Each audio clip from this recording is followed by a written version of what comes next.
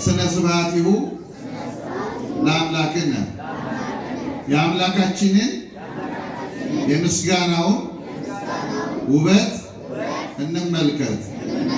በዚህ ርዕስ ነው የምንማረው። አሁንም አንድ ማሳሰቢያ ሰጣችኋለሁ። ወንጌል ስትማሩ ወንጌል በፍጹም ህፃናቶቻችሁ ይጫወቱ።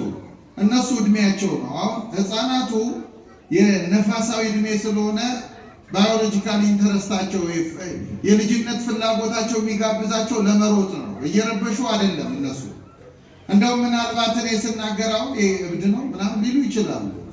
ምክንያቱም መሸከም አይችሉም። አሁን እነሱ እኛ የምንናገረው ችግኞች ናቸው፣ መሸከም አይችሉም። እናንተ ግን ዛፎች ናቸው እና ከፍ አድርገን ነው የምንናገረው። ከፍ ላሉት የሚነገር ስለሆነ ሐሳባችሁን በምትችሉት መጠን እግዚአብሔር ረድቶን ወደፊት ቤተክርስቲያናችን ይህ ማኔጅመንት መዋቅሯ በጣም ተስተካክሎ የህፃናት ለብቻ ምናምን አመቻችተን እነሱ ይማሩበት። አሁን በውጭ ዓለም ያለው እንደሱ ነው። ህፃናቱ እንደዚህ አይደሉም አላቸው። ለነሱ ሌላ ግራውንድ አለ። የህፃናት በህፃናት ትምህርት ያደጉ ሰው ልክ እንደ ህፃናት ስፔሻሊስት ሐኪሞች በኦርቶዶክሳዊ ትምህርት ህፃናትን ለማስተማር የተዘጋጁ ሰዎች እና በእነሱ ይማራሉ። እነሱ ለብቻቸው፣ አዋቂዎቹ ለብቻ ይማራሉ። አሁን ተቀላቅለን ነው ያው መጽሐፋችን የተቀላቀለ እንዳይሆን እንለይላል። እኛ ግን ያው ገና ነው እና ሊያሳድገን እናንተም ጸልዩ። ለብቻ በደንብ እንደ ክላስ ተዘጋጅቶ እንድንማር ማለት ነው እና ከህፃናቶቻችሁ ጋር እንዳትሄዱ። በቅዳሴ ጊዜ አይታችሁ ከሆነ ወንጌል ሲነበብ ከወንጌል ከመነበቡ አስቀድሞ ዲያቆኑ ጸልዩ በእንተ ወንጌል ቅዱስ ብሎ ያዜማል። ስለዚህ ቅዱስ ወንጌል ጸልዩ ነው የሚለው። ለምንድን ነው ደሱ የሚለው? ሐሳቡ የመለኮት ስለሆነ ትናንትና እንደተማርነው ከሰማይ የሚሰፋ የእግዚአብሔር ሐሳብ ስለሆነ በፍጡር አቅማችን መሸከም እንድንችል ከመለኮታዊ ሐሳብ ጋር መግባባት እንድንችል እግዚአብሔር የነገረን ምን እንደሆነ ማወቅ እንድንችል ስለ ወንጌል ጸልዩ ነው። እኛም ደግሞ መልሰን ይረሴነ ድለዋነ ለሰሚዐ ወንጌል ቅዱስ ይህንን ታላቅና ገናና የሆነ የወንጌል ቃል ለመስማት የተዘጋጀንና የበቃን አድርገን አሜን በሉት። በሉት እስኪ ቃሉ ለመስማት በሉት። የተዘጋጀንና የበቃን አድርገን በቃ ጸልየናል። እንደዚሁ ዛሬ እንደምታውቁት ይሄ አብይ ጾም ሳምንት ሁለተኛ ሳምንት መጀመሪያ ላይ ነው ያለነው። ይሄ ሳምንት ቅድስት ይባላል። በቅዱስ ያሬድ ቀመር አማካኝነት በዲያቆናቱም ሌሊትም ሊቃውንቱ በዝማሬ ያሰሙን ስለ እግዚአብሔር ቅድስና ክብር ልዕልና ነው። በቅዳሴውም የተገለጠው ስለዚህ ነው። ቅዱስ ያሬድም ስለ ሰንበት ቅድስና በተለየ መንገድ፣ ከዚያ ደግሞ ወንጌሉን ስንሰማ ክርስቲያኖች ከአይሁድ በተለየ ከጸሐፍት ፈሪሳውያን በተለየ ሁኔታ እንዴት ባለ መንገድ መጾም እንደሚገባቸው ራሳቸውን ለእግዚአብሔር እንዴት መስጠት እንዳለባቸው የሚያሳስቡ መልእክታት ሲነገሩ ነው በቅዳሴው የቆየው እና ከኔ ጋራም እነዚህ ሐሳቦች ላይ ሆኖ ግን ጠቅለል ባለ ሁኔታ የምንማረው በቤተክርስቲያናችን ቅዱስ ተብሎ ስለሚጠራው ስላንዱ ስለ ቅዳሴው ይሄ ጸሎተ ቅዳሴ ስለምንለው በቅዳሴያችን በዮሐንስ አፈወርቅ ቅዳሴ የመጀመሪያው ክፍል ላይ ነው ርዕሳችንን ያነሳ ነው። ንነጽር ስለ ስብሐቲሁ ለአምላክነ የአምላካችንን የምስጋናውን ውበት እንመልከት ነው የሚለው። ይሄ የእግዚአብሔር ምስጋና ነው። የተለየ ምስጋና ነው። ከምስጋና ሁሉ የላቀ ምስጋና ነው። ሰው በዚህ ምድር ላይ እግዚአብሔር ስላደረገለት ነገር ለእግዚአብሔር የሚያቀርበው ምስጋና አለ፣ መባ አለ፣ ስለት አለ፣ ስጦታ አለ፣ አስራት አለ። ሰው ከሰው ወደ እግዚአብሔር የሚሄድ ማለት ነው። የሚሄድ መዝሙር አለ፣ የግል ዘማሪያን የሚዘምሩ ዝማሬ አለ። ይህ ከሰው ወደ እግዚአብሔር የሚሄድ ነው። የአቅማችንን ያክል ለእግዚአብሔር የምንሰጠው ማለት ነው። በማሕሌት ሊቃውንቱ የሚያሰሙት የቅዱስ ያሬድ ምስጋና አለ። ይህ ምስጋና ከሰው ወደ እግዚአብሔር የሚሄድ ምስጋና። እናንተ እዚህ ተቀምጣችሁ በጋራ የምትዘምሩ ዝማሬ አለ። ይህ ዝማሬ ከእናንተ ወደ እግዚአብሔር የሚሄድ ነው። እንዲህ ያለ ዝማሬ በእግዚአብሔር ዘንድ ተቀባይነት ሊኖረው ይችላል፣ ላይኖረው ይችላል። የማይኖርበት ምክንያት ከተለያዩ ከኛ የዝግጅት ማነስ፣ ከኛ ግዴለሽነት፣ ከኛ ሰባራ ልብ የተነሳ ምናልባት ከኛ ትዕቢት የተነሳ ከኛ ወደዚያ የሚሄደውን ጸሎት ምስጋና አንዳንዴ ተቀባይነት ላይኖረው ይችላል። እንዲቀበለው እናምናለን፣ እንጸልያለን። ይሄ ቅዳሴ የጸሎት ምስጋና ግን ከእግዚአብሔር ወደ ሰው የመጣ ምስጋና ነው። እግዚአብሔር ራሱ ያዘጋጀው የሰማይ ምስጋና ነው። ራሱ ያዘጋጀው ብቻ ሳይሆን መስዋዕቱ የሚለወጥበት እኛ የምንከብርበት የተለየ የሆነ ታላቅ ምስጋና ነው። ይህንን ምስጋና ነው እናስተውለው የሚለን ሊቁ በቅዳሴው። እናስተውለው በደንብ። ቅዳሴ በቃሉንም እንደምትመለከቱት ቅዱስ ማለት ነው።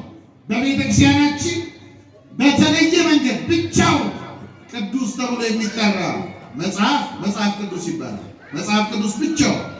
ሌሎች መጻሕፍት ቅዱሳት መጻሕፍት ይባላሉ። በህብረት ማለት ነው፣ ተደምረው ማለት ነው። መጽሐፍ ቅዱስ ግን ብቻውን ነው ቅዱስ መጽሐፍ የምንለው። ብቻው ከፍጥረት መካከል ቅዱስ ተብሎ የሚጠራ ቀን ሰንበተ ክርስቲያን ነው። ሰንበተ ክርስቲያን ቅድስት በሴት አንቀጽ ቅድስት ሰንበተ ክርስቲያን እንላለን። በተለየ መንገድ ሌሎች ቀኖች መልካሞች አይደሉም ማለት አይደለም፣ መልካሞች ናቸው። ነገር ግን በተለየ መንገድ የጌታ ቀን ቅድስት ብለን የምንጠራት ሰንበትን ነው። ልክ እንደዚሁ ደግሞ ከጸሎትም መካከል ብቻውን ቅዱስ ብለን የምንጠራው ጸሎት ቅዳሴ ነው።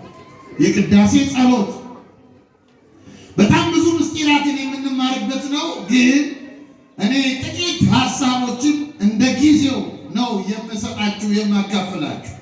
ቅዳሴ የሚለው ቃል ራሱ የጋራ ሰማያዊና ዘላለማዊ ተግባር የሚከናወንበት ሰዓት ማለት ነው። ምድራውያንና ሰማያውያን አንድ ሆነው የጋራ ሰማያዊ ተግባር፣ ምድራዊ አይደለም፣ ሰማያዊ፣ ጊዜያዊ አይደለም፣ ዘላለማዊ ተግባር የሚፈጽሙበት ልዩ ሰዓት ነው። የኦርቶዶክሳዊ ተዋሕዶ ቤተክርስቲያን ብቸኛና የከበረ ልዩ ጸሎት ነው ቅዳሴ። የሰው ልጆችን ከዚህ ዓለም የሚነጥቅ ነው፣ ወደ ሰማይ የሚያወጣ ነው። በልምድ ካላመለክን በቀር በመንፈስ የምናመልክ ከሆነ ሕሊናችንን ሰውሮ ወደ እግዚአብሔር መንግሥት ወደ ሰማያዊ ዙፋን የሚወስደን ታላቅ አገልግሎት ነው ቅዳሴ። ልዩ ነው። ይሄንን ነው የቅዳሴ ጸሎት ንነጽር ስነ ስብሐቱ ለአምላክነ፣ የአምላካችንን የምስጋናውን ውበት እንመልከት። የሰው ሕይወት የሚቀደስበት ካህኑም ምዕመኑም በዚህ የቅዳሴ አገልግሎት ከእግዚአብሔር ቅድስና ተካፍሎ የሚወጣበት የተለየ የአገልግሎት ሰዓት ነው ቅዳሴ እና ንነጽር ስነ ስብሐቱ ለአምላክነ። ካህናትም ምዕመናንም የጌታን ሥጋና ደም ተቀብለው ለቅድስና የሚበቁበት ሰዓት የቅዳሴ ሰዓት ነው። ልዩ ሰዓት ነው ቅዳሴ። የአዲስ ኪዳን መስዋዕት የሚቀርብበት ታላቅ አገልግሎት ነው። በተለይ በብሉይ ኪዳን ዘመን የነበሩ አባቶቻችን የሰዉት መስዋዕት የሰው ልጆች ከመርገም ነፃ ሊያወጣ አልቻለም። የሰው ልጆች ከባርነት ነፃ ሊያወጣ አልቻለም። ብዙ መስዋዕት ሰውተዋል። ብዙ በጎች አርደዋል። ብዙ ፍየል ታርዷል። ብዙ ዋኖስ መስዋዕት ሆኖ ቀርቧል በቤተ መቅደሱ። እነዚህ ሁሉ የተሰዉ መስዋዕቶች የሰው ልጆች ወደ ሕይወት ሊመልሱት አልቻሉም እና ወደ ዘላለማዊ ሕይወት የሰው ልጆች ሊመልስ የቻለ ታላቅ መስዋዕት የሚሰዋበት ሰዓት የቅዳሴው ሰዓት ነው። ይህን ታላቅ ሰዓት ነው ንነጽር ስነ ስብሐቱ ለአምላክነ። የአምላካችንን የምስጋናው ውበት እንመልከት። ምንም አይነት ጸሎት የማይተካው ምንም አይነት በአንድ እግራችን ቆመን 24 ሰዓት ብንጸልይ፣ ዳዊት ብናነብ፣ መዝሙር ብንጸልይ፣ ውዳሴ ማርያም ብንደግም ልንተካው የማንችለው ልዩ ጸሎት ቅዳሴ ነው። ብዙ ሰው ግን ለቅዳሴ ያለው ግምት ትንሽ ነው። ከኔ ከካህኑ ጀምሮ ማለት ነው። ልማድ ነው። እኛም ዜማውን ስላጠና ነው በልማድ ምልክቱን የምንለው ነው። ምዕመናንም ልክ እንደዚሁ በልማድ የሚያደርጉት ስለሆነ እንጂ ቅዳሴ አስደናቂ አምልኮ ነው። ቅዳሴ ማለት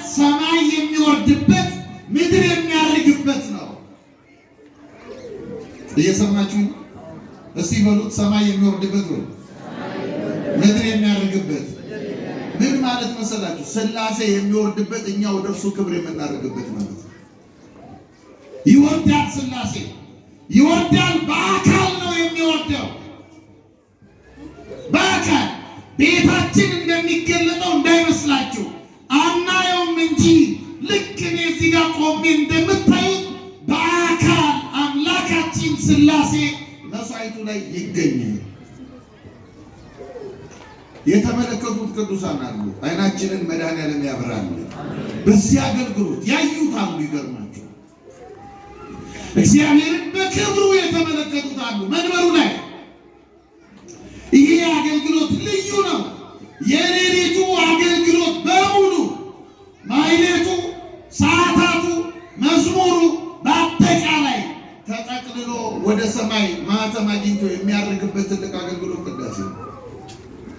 ቅዳሴ ነው።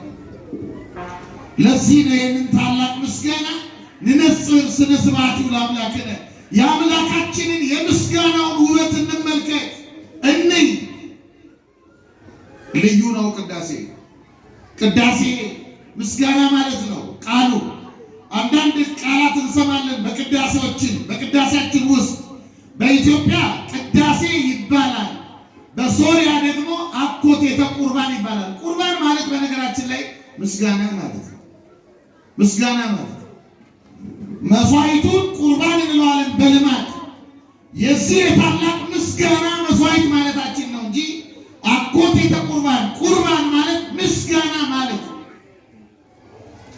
በአርመን ደግሞ ፐርሶፎራ፣ አርሜኒያ በምትባለው ቤተክርስቲያን ደግሞ ፐርሶፎራ ይባላል በአርሜኒያ ቋንቋ።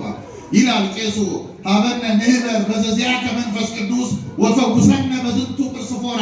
በዚህ ታላቅ ምስጋና ፈውሰን። መፈወስ የሚችል ልዩ አገልግሎት ነው። በደንብ እንዲገባችሁ ለምሳሌ የእናንተ ካህናት አሁን የቀደሱበትን ልብስ አይታችኋል? ይታያችኋል? መልሱ። ልዩ ትናንት መልሱ አላልኳችሁ? ይታያችኋል? ይህንን ልብሰ ተክህኖ ቄሱ ውጭ ለብሶ ታይታችሁ ታውቃላችሁ? ለምን? ቄስ አይደለም እንደሆነ ለብሶ አይችልም ማለት ነው አይደለም? አይችልም። ይሄ ልብሰ ተክህኖ ሳይቀር እንደ ክርስቶስ ቀሚስ የሚታይበት ብናምን ከደዌ ሥጋ የምንፈወስበት። ለምን? ለቅዳሴ የተሰየመ ልብስ ስለሆነ። አስደናቂ ነው። ቅዳሴ ተመልከቱ። ጥሩ። ዛሬ ቀኑ ምንድን ነው? ጮክ ብላችሁ ንገሩ። ምንድን ነው ቀኑ? እሑድ። እናንተ እሑድ አላችሁ። ውጭም ወጣችሁ ከዚህ እምነት ውጭ የሆነ ሰው ዛሬ ቀኑ ምንድን ነው ብትሉት ምን ይላችኋል? እሑድ አይደለ? እሑድ ይላችኋል። በጣም የሚገርማችሁ ግን በቅዳሴ ሰዓት ዛሬ ቀኑ እሑድ ብቻ አይደለም፣ ዓርብ ነው። ክርስቶስን በቀራንዮ የምናይበት ዓርብ። ለዚህ ነው ቄሱ በቅዳሴው መግቢያ ሚመጠን ድርምት ዛቲ ዕለት ወጽብት ዛቲ ሰዓት እንተ ባቲ ወልድ መንፈስ ቅዱስ እመልዕልተ ሰማያት።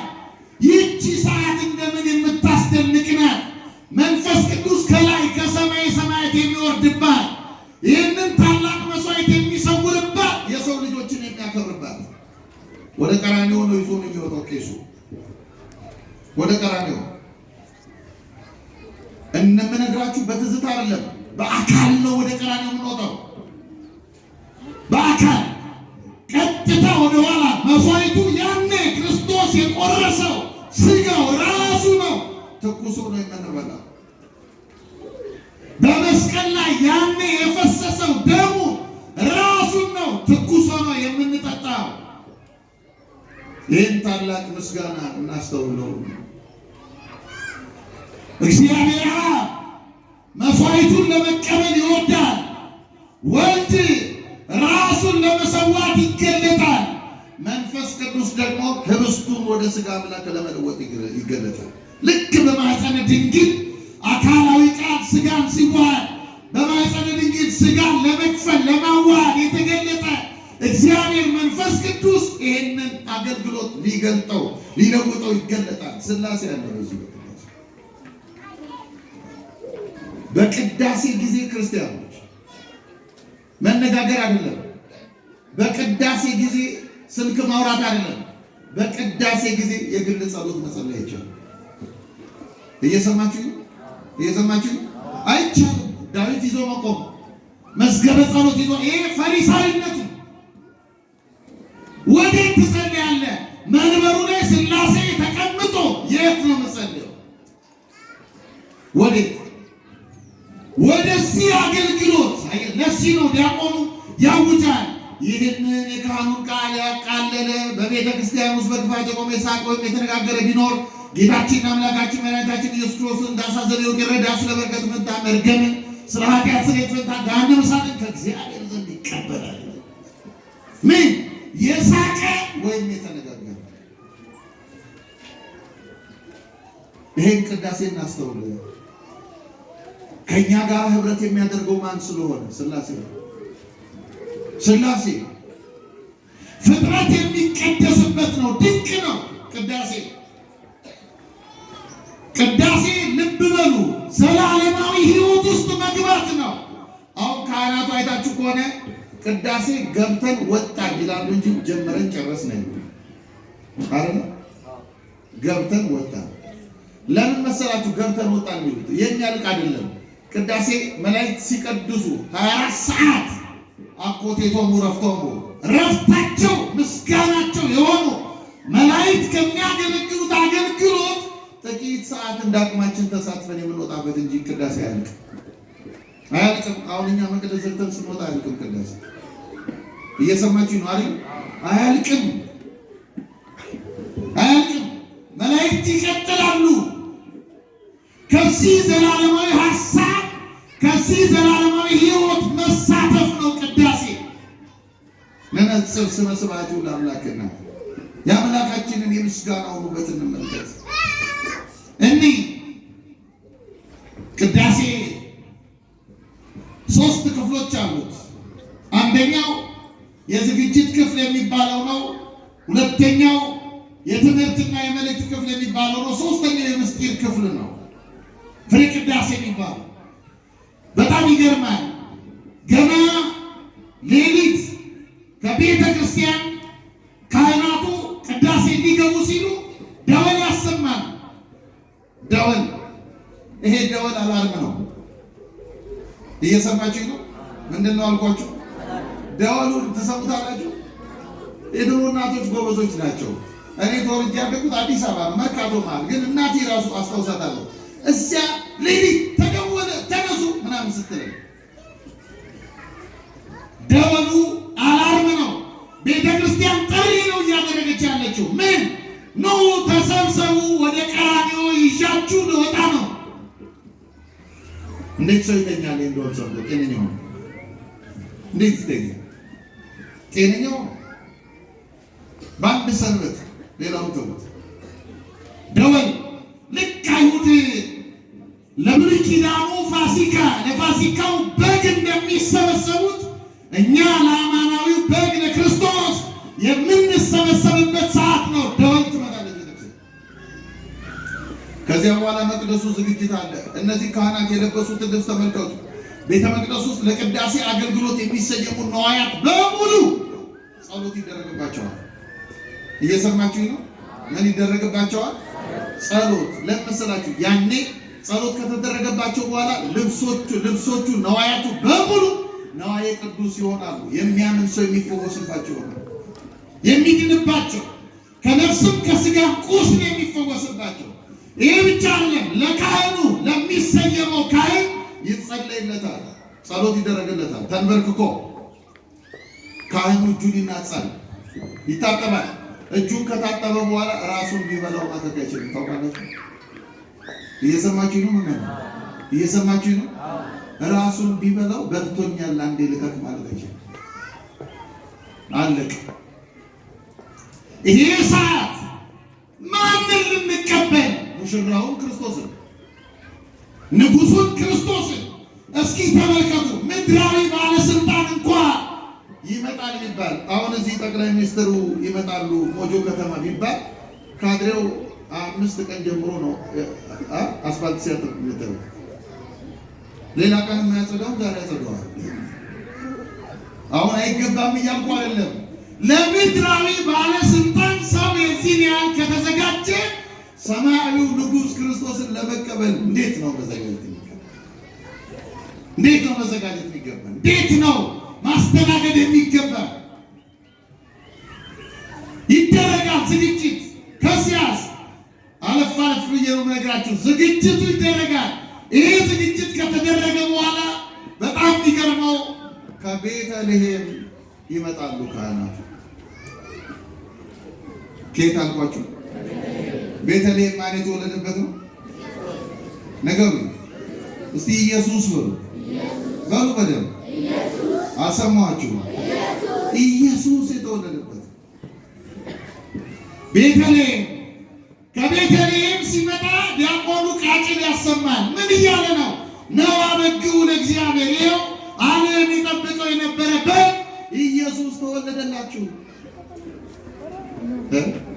ከቤተ ክርስቲያናችን በአፋ በዚህ በኩል መቅደሱን ጠጋ ብሎ ተሳልሞ የማያውቁ ሁሉ ቤተክርስቲያን አካባቢ ድል ገጥሟቸው መድረክ ላይ ወጥተው በየትኛው በር እንደገቡ አይታወቅም፣ በየትኛው በር እንደወጡ አይታወቅም። ኢየሱስ ስንባል ተገፋን።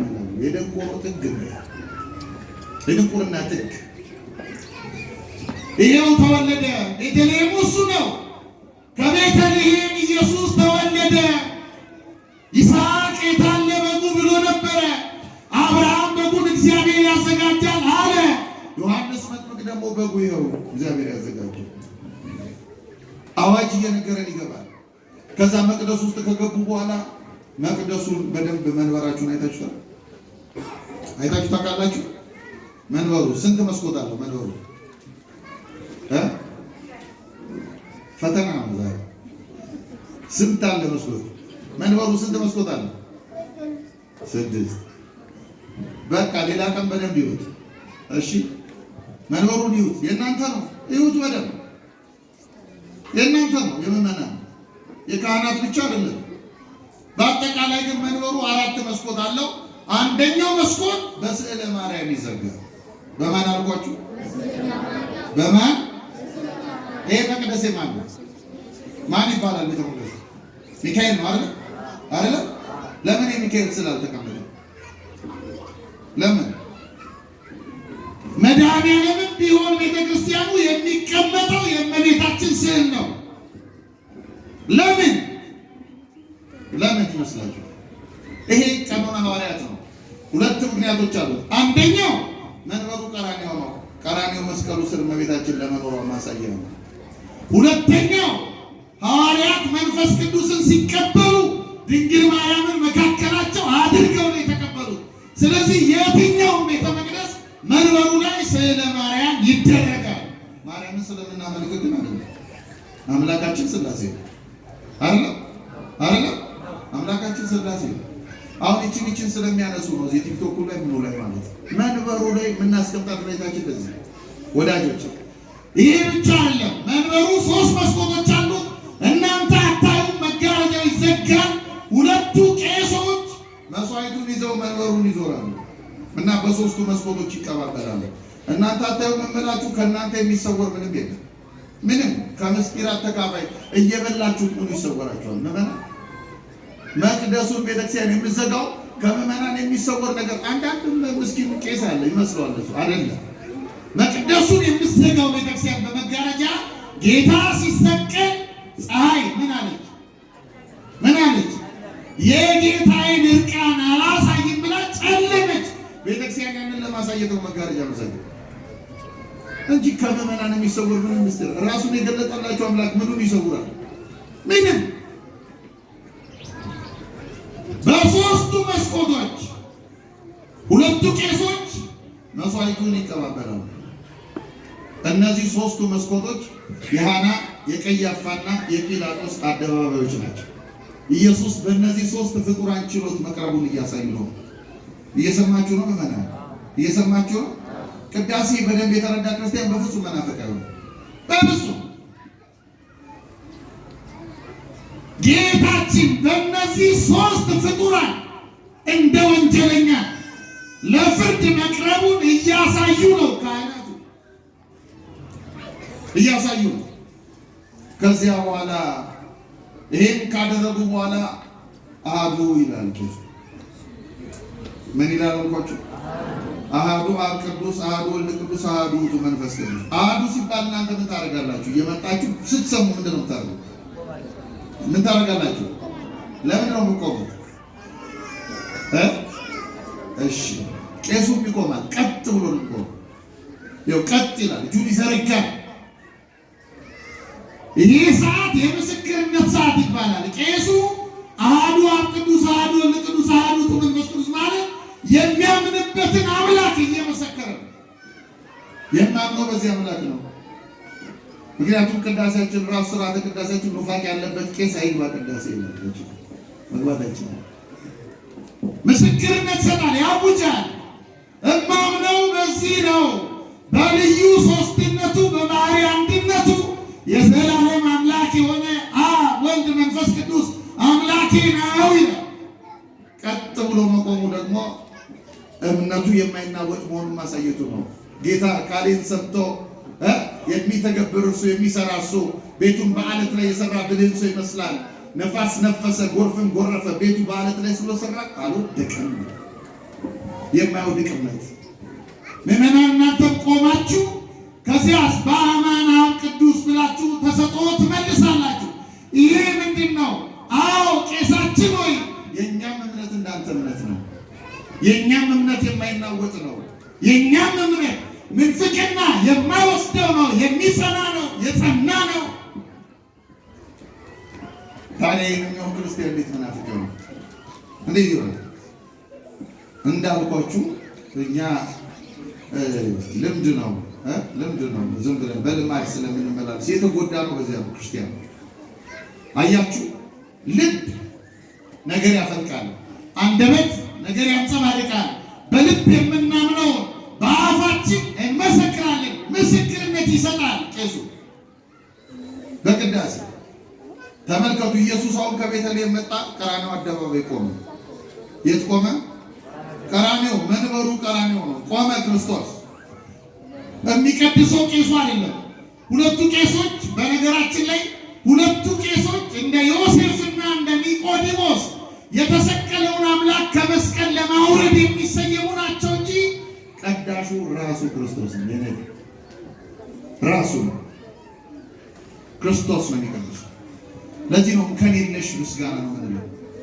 ምንም ራሱ ክርስቶስ። ቅዱስ ዮሐንስ አፈወርቅ እንደውም እንዲህ ይላል ለምዕመናን ሲያስጠነቅቅ፣ ካህኑ ስጋው ደሙ ሊያቀብል እዚያ ወርዶ እጁ ሲዘረጋ የመምህር የገሌ እጅ ተዘረጋ እንዳትል፣ አካላዊ ቃል ነው ወዳንተ የተዘረጋው።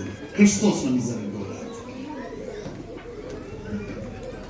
ይህን ታላቅ አምላክ የምንቀበልበት የምናስተናግድበት የምንዋሃድበት ሰዓት ስለሆነ ቅዳሴ ምንድን ነው?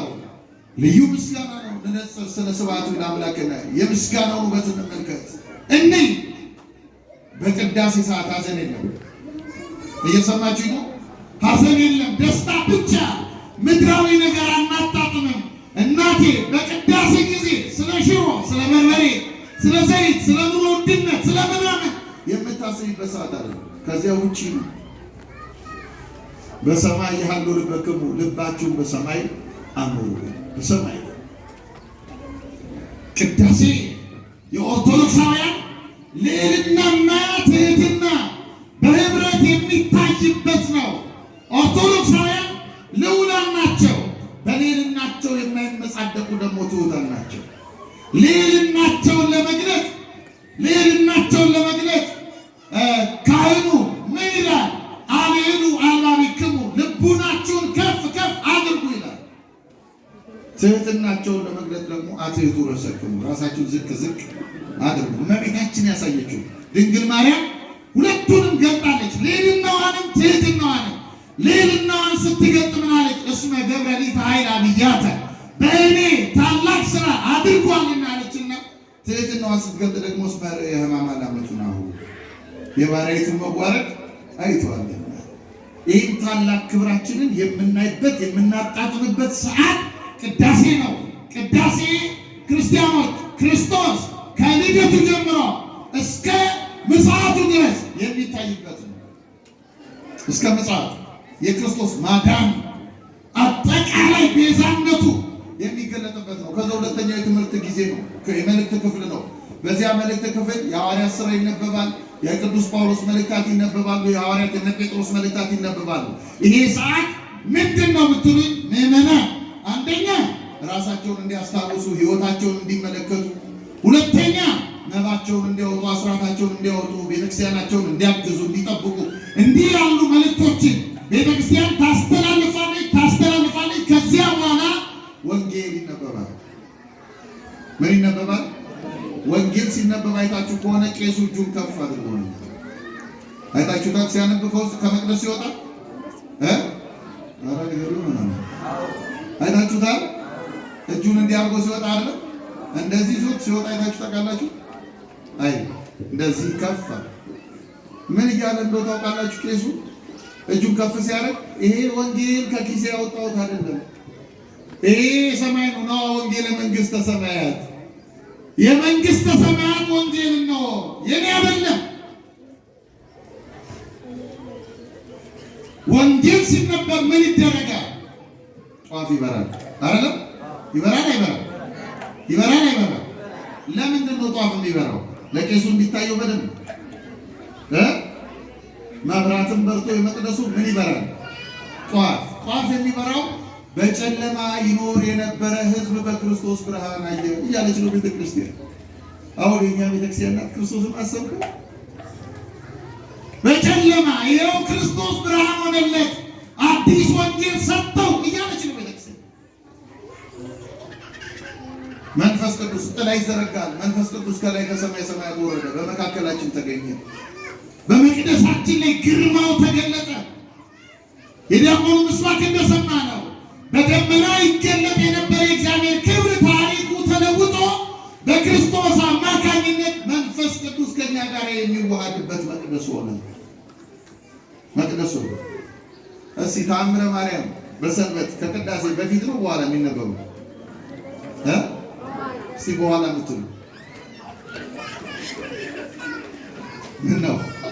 በኋላ ምትሉ እስቲ እጃችሁ ነው። አንድ ለሶስት ብዙ ሰው ነው ያወጣው። ጎበዞች ናቸው። በደንብ ነው የምታስታውሱት። ግን በጣም የሚገርመው ተአምረ ማርያሙን በደንብ አንሰማውም ማለት ነው። ተአምረ ማርያሙን በደንብ ብንሰማው ምን ይላል መሰላችሁ? የእመቤታችንን ተአምር መስማት ለክርስቲያኑ የእመቤታችንን ተአምር መስማት ቀላል አይምሰሉ፣ የከበረ ገናና ነው። ወንዶችም ሴቶችም መስማትን አያስታፍሩ ይልና ኃጢአት ደዌ ካልከለከላቸው ተአምሯን ሰምተው ስጋው ደሙ ተቀብለው ወደ ቤታቸው ይሄዱ። ምኑን ሰምተው? ተአምሯን ከሰሙ በኋላ ምን ይቀበላሉ?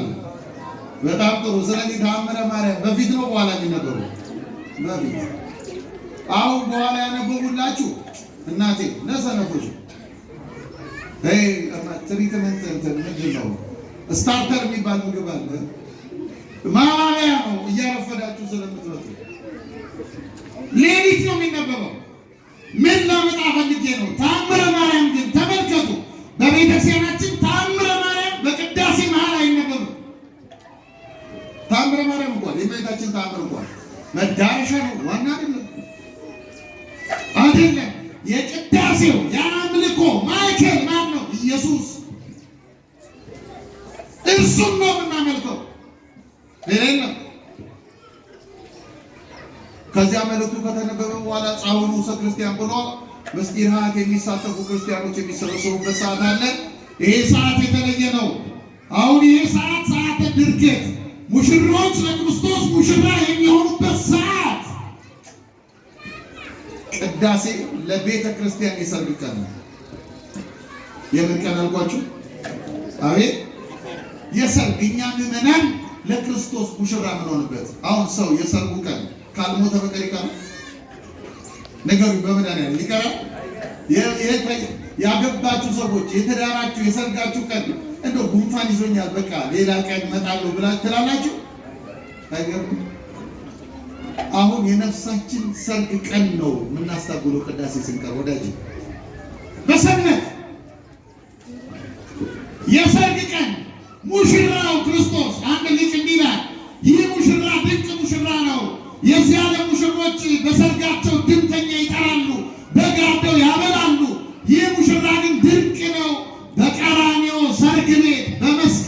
ተዳረና ቤተ ክርስቲያንን በወርቅ ደሙ ቀለበትነት አጨና ብሉኝ ብሎ ጠራይ። መስቀል ላይ ቤተ ክርስቲያንን እጮኛው አደረገ። ቀደሙን ቀለበት አደረገ። ራሱን በግ አደረገ። ስሙ ለዘላለም የተመሰገነ ይሁን። ይሄን የምናይበት ምስጢር ነው። ንነጽር ስነ ስብሐቱ ለአምላክና የአምላካችንን የምስጋናው ውበት እንመልከት። አሁን መድኃኔዓለም ወደ ቀራንዮ ወጣ፣ ተሰቀለ። ፍሬ ቅዳሴው ላይ ሰቀለው ተወላጁ ራሱ። ከዚያ ከግዚኦታው በፊት ካህኑ ይላል ቅዱሳተ ለቅዱሳን፣ ይሄ ቅዱስ መስዋዕት ለቅዱሳን የሚገባ ነው ይላል። ለማን የሚገባ ነው? ከዚያ ምዕመናን ተሰጥኦ ይመልሳሉ። ምን ይላሉ? አሐዱ አብ ቅዱስ፣ አሐዱ ወልድ ቅዱስ፣ አሐዱ ውእቱ መንፈስ ቅዱስ። እባክህ ቄሳችን ነው ከአንዱ ከሥላሴ በቀር ቅዱስ የለም። ራሳችንን ለካህን አሳይተናል፣ ንስሐ ገብተናል። ሥጋውን ስጠን ደሙን ስጠንና እንቀደስ። ለኃጢአተኛ የፈሰሰ ደም ነው፣ ስጠን እንታጠብበት። ኃጢአተኞች የሚቀበሉት ነው፣ ለጻድቃን አይደለም ወዳጆች፣ ለኃጢአተኞች ለኛ። ወደሙ ለእግዚእነ ኢየሱስ ክርስቶስ ያነጻን ኩሉ ኃጣውኢነ፣ የኢየሱስ ክርስቶስ ደም ከኃጢአት ሁሉ ሊያነሳን የታመነ ነው ይላል ሐዋርያው። ከዚያ ቅዳሴ ይገባል። ማነው ወደ ፍሬ ቅዳሴው ይገባል። ፍሬ ቅዳሴው ከዚያ ወደ ሥጋው ደግሞ ሰዓተ ድርገት አስደናቂ ነው። ያ ደግሞ አምላካችን ከመስቀል የሚወርድበት። እየሰማችሁ ነው? አምላካችን ከመስቀል ወርዶ ወደ መቃብር የሚገባበት። ማን ነው መቃብሩ? የምዕመናን ልብ። አያችሁ? ሥጋው ደግሞ አለመቀበል ማለት ደግሞ በተቃራኒው ምን ማለት መሰላችሁ? ክርስቶስን መቃብር ማሳጣት ማለት ነው። ነፍስ የተለየው መለኮት የተዋህደው ሥጋ ነው። ክርስቶስ በአዲስ መቃብር ዮሴፍና ኒቆዲሞስ እንዳሳረፉት ንስሐ በገቡ በምዕመናን ሰውነት ውስጥ እንዲዋሃድ ያመጡታል። ሁለት ካህናት በአንድ ጉዳይ ተከራከሩ። ከቃሉ ጋር ናቸው አይደል? ይልቃን ነው ልጨርሰው፣ ትንሽ ልጨርሰው። እሺ፣ ሁለት ካህናት ተከራከሩና ምንድነው የተከራከሩት? ሁለቱም የተማሩ ናቸው። አንተ አለው አንደኛው ቄስ፣ አቤት አንተ እኔም አንተም እንደው እንቀድሳለን እናቆርባለን ህዝቡን እና እንደው መስዋዕቱ ወደ ክርስቶስ ሥጋና ደም የሚለወጠው በየትኛው የጸሎት ክፍል ነው ብሎ አንደኛው ቄስ ጠየቀ። እንዴ አላየው አታውቅም እንዴ? እስከዛሬ አላየው ቄስ አላውቅም ማለት እንዴ? ሀበነ ንበር በዘዚያ ከመንፈስ ቅዱስ ስንል ነው የሚለወጠው አለ። አይ አረ እዚያ ጋማ ከተለወጠ መልካም ቁርባን ስንደግም የወረድ መንፈስ ቅዱስ በላይ ላይ ውስጡ ለምን እንላለን? እንደገና ሌላ ልመና ለምን እናመጣለን? እዚያ ጋር አይደለም እዚህ ጋር ነው። ተከራከሩ መልሳቱ መልስ ያጡት የማያውቁ ሆነው አይደለም። እየሰማችሁ ነው? መልስ ያጡት የማያውቁ ሆነው ሳይሆን ቤተ ክርስቲያኒቱ ከፊደል በላይ ስለሆነች ከእውቀት በላይ ስለሆነች እነሱ መልሱን አጡ። አንድ ባህታዊ ግን አለ ያልተማረ ከጫካ ነው የሚመጣው ቅዳሴ አስቀድሶ ሥጋው ደሙን ለመቀበል ነው። ይሄ ባህታዊ መጥቶ ሲያስቀድሱ ጊዜ ያለቅሳል። ይሄ ባህታዊ የገባው ነገር አለ ሄደን መጠየቅ አለብን አሉና የሚኖርበት ጫካ ሄደው ጠየቁት። ባህታዊው ደነገጠ። እንዴ አባቶች እናንተ የተማራችሁት ሳታውቁ ነው ኬታ አመጣለሁ? አይ እኛ በመጽሐፍ በዚህ ቦታ የሚል አላገኘንም። አንድ የተረዳው ነገር አለ አንተ ንገረን ብለው ገዘቱት። አለቀሰና ምን አለ መሰላችሁ? አንተኛው ቄስ አለ ሀበነ ላይ ይለወጣል ያልከው ቄስ አለ አቤት አለ። አንተ ስትቀድስ ይገርማል። ልክ ሀበነ ንበር በዘዚያ ከመንፈስ ቅዱስ ስትል ክርስቶስን እንደታረደ ሕፃን አየዋለሁ አለ። አየዋለሁ ቢላ የምታሳርፍበት ይመስለኛል አለ። አንተን ለማስጣል እኔ ሕፃኑን አስተላሉ ብዬ ስንቀሳቀስ የሆነ ከንቱ ይከለክለኛል። በቃ ዝም ብዬ አለቅሳለሁ ሕፃኑ ሲታረድ እያለ። ይህን ታስተውላላችሁ? ክርስቶስ እናስተውላለን ያቆናት እናስተውላለን። የሚገርም እኮ ምስጢር እኮ ነው ወዳጆች አለ። የሚገርም በቃ ከገባን ይህ ምስጢር በልምድ አናገለግልም። ለምስጢራቱ እንጠነቀቃለን፣ ለጽዋው እንጠነቀቃለን፣ ለእርፈ መስቀሉ እንጠነቀቃለን፣ ለጻሕሉ እንጠነቀቃለን። ለምን? ክርስቶስ ሕፃኑ ነው ዛሬ አናየውም እንጂ አለ። አለ። የሃይማኖት ነው። አንተኛው ቄስ ደግሞ አለ። አንተ ደግሞ እዛ የወረድ መንፈስ ቅዱስ ስንል ነው የሚለወጣል ቄስ። አንተ ደግሞ ስትቀድስ ሀበነ ላይ ምንም አለይማ ይታለ ህፃን ላለ ህፃኑ እንዴት ዛሬ ሳለው ብዬ በመናፈቅ ከተላለው ለማየት አለ። ክርስቲያኖች ስታስቀድሱ እንደዚህ አስቀድሱ። እሺ ወላ ወደ ቅዳሴ ስትገቡ አምላኬው ህሊናዬን ሰብስብ አድርግ እንዳልበተን እርዳኝ። አባቶቼ ቅዱሳን በህፃንነት መልክ አይተዋል፣ ስትታረቅ አይተዋል። ይህን ባላይ በመንፈሴ ግን እንዳስተናግድ እርዳኝ በሉት። አንተኛው ቄስ ደግሞ አበነ ላይ ምንም አለኝ ስከተል አለ። አንተ ደግሞ ይወርድ መንፈስ ቅዱስ በላይ ለህብስቱ ስትል ጻህሉ ላይ ልክ እንደታረግ ነጭ በጎማ ይዋለው አለ ክርስቶስ። ስለዚህ አንድ ነገር ገብቶኛል አለ። አንድ ነገር አንዲት ሴት አለ ምግብ ለማብሰል ቀዝቃዛዋ እሳት ላይ ጥዳ እሳቱ ውሃው ቅዝቃዜውን ቀስ ብሎ ያጠፋዋል፣ ለብ ያደርገዋል። ከዛ ቀስ እያለ እንደሚያፈላው የቅዳሴውን ሙሉ ጸሎት መስዋዕቱን ይለውጠዋል። የሚለወጥበትን ሰዓት ግን መንፈስ ቅዱስ ብቻ ያውቃልና በእምነት አድርጉ። ይቺ ናት ቤተክርስቲያን ከኛ እውቀት በላይ የሆነች ወዳጆች። ይቺ ናት እዚያ ጋር ተበቀ ይሄን ታላቅ ሕይወት ለመቀበል ሰዓተ ድርገት ሲደርስ ወረደ ክርስቶስ። ምዕመናን ተሰልፈው ይኸው እኔ መቃብር ሄደን ነው። ከዚህ በላይ ምን ጸጋ አለ ወዳጆች? ምን ጸጋ ምን ክብር አለ ከዚህ በላይ? እሱ ከመቀበል በላይ ሰዓተ ድርገት ማለት አንድ የመሆን ሰዓት ማለት ከማን ጋር? ከክርስቶስ ጋር እሱን የመቀበል ሰዓት። ከዚያ ስጋው ደግሞ አቀብለው ሲመለሱ ያ ደግሞ ከድርገት ሲመለሱ ትንሣኤ ክርስቶስ ማን አልኳችሁ? አዎ 3 ቀን 3 ሌሊት መቃብር ያደረው ክርስቶስ ተነሳ። ሲመለሱ መንጦላይቱን ገልጦ ሲገባ ወደ አባቱ ክብር አምላካችን መነሳቱን እያሳየ ከዚህ በላይ ክርስቶስን መስበክ አለ? ከዚህ በላይ ነው? ከዚያስ ገባ። ከገባ በኋላ አሁን ይሁን ታዩታላችሁ ስርዓቱ አለቀ። ወጣን። ወንጌል ከሰማን በኋላ ቄሱ እጁን ከፍ አድርጎ ያመሳቀልና እግዚአብሔር ያህል ምስለ ኩልክሙ ይላል። እጁን ከፍ አድርጎ እየሰማችሁ ነው። እግዚአብሔር ያህል ምስለ ኩልክሙ ይላል። እጁን ከፍ አድርጎ ይሄ ደግሞ ዕርገተ ክርስቶስ ነው። በሉቃስ ወንጌል ምዕራፍ 24 ላይ ጌታችን ሲያርግ ደቀ መዛሙርቱን እጆቹን ከፍ አድርጎ ባረካቸው። አሁን ቄሱ የቀደሰ ቀን ምኑን ነው የሚያሳልፈው? ምኑን ነው ነገሩ? እጁን ነው የምንስመው። በነገራችን ላይ የቀደሰ ቀን ብቻ ነው ቄስ እጁን እንዲያሳል የሚፈቀድለት።